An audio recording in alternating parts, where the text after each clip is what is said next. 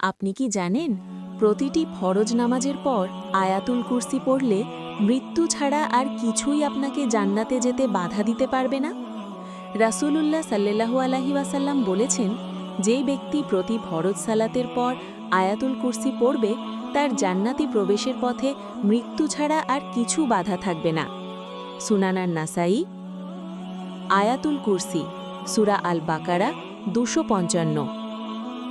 আল্লাহু লা ইলাহা ইল্লা হুয়াল হাইয়ুল কাইয়্যুম লা তাখুযুহু সিনাতুন ওয়ালা নাওম লাহু মা ফিস সামাওয়াতি ওয়া মা ফিল আরদ মান দাল্লাযী ইয়াশফাউ ইনদাহু ইল্লা বিইজনিহি ইয়ালামু মা বাইনা আইদিহিম ওয়া মা খালফাহুম ওয়া লা ইউহিতুনা বিশাইইন মিন ইলমিহি ইল্লা বিমা শাআ ওয়াসি'a কুরসিয়্যুহুস সামাওয়াতি ওয়াল আরদ ওয়ালা ইয়াউদুহু হিফযুহুমা ওয়া হুয়াল আলিয়্যুল আযীম।